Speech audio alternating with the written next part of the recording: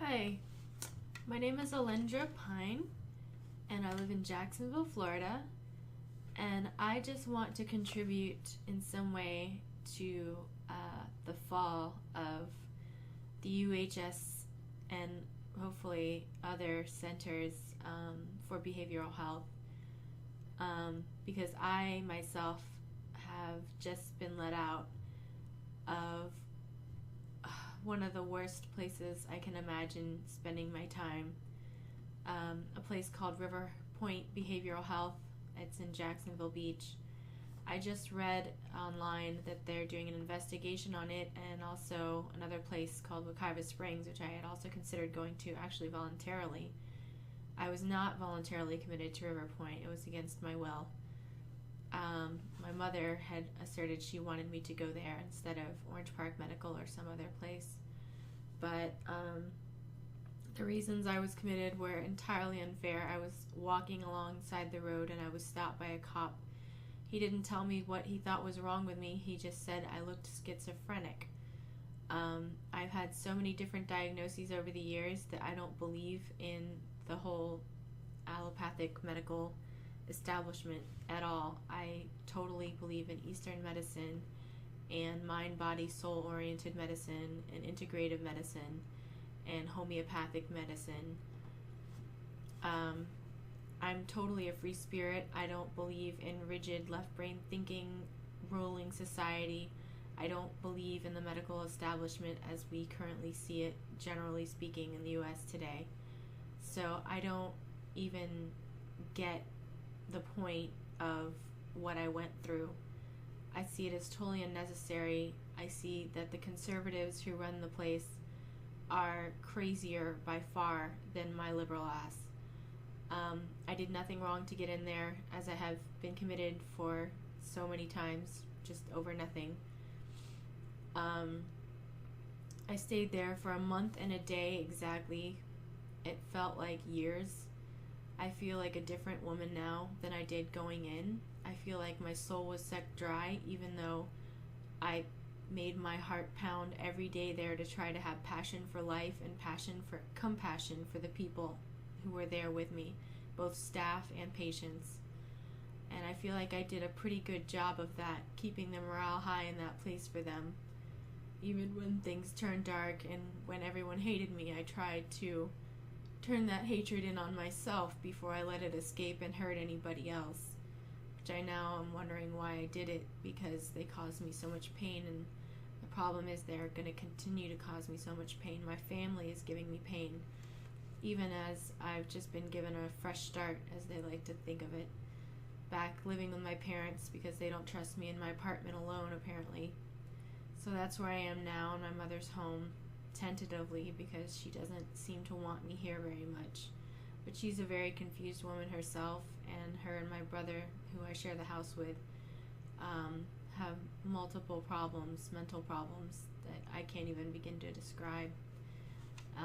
They've never been committed, but it's my belief that they should be in one of those places before I am, because they believe more in suffering, basically, in the left brain thinking, and the rigid thinking, punishment thinking, and what I believe is satanic thinking. But what I'm here to talk about is that I don't believe in Satan.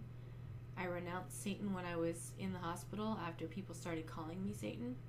And even if I am Satan, I think I deserve to love myself. I deserve to have love. I deserve to be able to love. And that's what I have been doing my whole life. Most of my life has been pretty easy compared to the last several years, when it's gone downhill because of the mental health issues, which I don't think are real for me as much as they are for other people. I may be wrong, I may be confused about my condition or conditions, but it's my opinion right as of now, as of this moment now, that I went through an unnecessary hellishness because of the fucked up nature of society and my family in particular. I want to get across that I think that it's a good thing that Riverpoint Behavioral is going downhill. I'm glad they're under investigation. Truth be told, I think no place like that should be allowed to exist. Mental institutions are horrible places where very sick people go to treat less sick people. Most of the time, it's the patients who have to take care of the staff to get their needs met so they survive and get out of there okay. That's been my case anyway. From my perspective, that's exactly what has happened. I take care of the staff so that I survive and get out of there. Now, I admit that I have had emotional relations with some of the staff members there, with everyone there really, at some point or another, that are very strong, and I feel committed to keeping them safe. But I believe that it would be best for them to get careers elsewhere. And if they're listening to this, all I have to say is I'm sorry, but I don't believe you should be working in a place that stands for all the pain and suffering that it does and all the misery that it causes people like me. I think it causes you misery too. I think you're confused to want to work there. I think maybe you need help to work if you want to work there still. But I think the best kind of help you need is probably from God and not from the place that you work at. There are places nicer than mental institutions called like retreats where you can go to, and they're basically considered luxuries in today's society, but I believe in the future they'll be considered just commonplace necessities for people when they need help. They can turn to luxury retreats and go to on vacations basically, which are structured specifically to help the human spirit in need when it is struggling. I've always myself wanted to go to a place in Rhinebeck, New York, called the Omega Institute. It's got tons of positive, mind-expanding, heart-expanding, soul-expanding programs and classes that you can take. And if I had been sent there instead of where I was sent, Riverpoint Behavioral, I think I would be a totally different person. But the thing that I pride myself in is that I am still the strong person I was at core before I went in there. No matter how many changes I have, no matter how humble my appearance and my behavior may seem right now,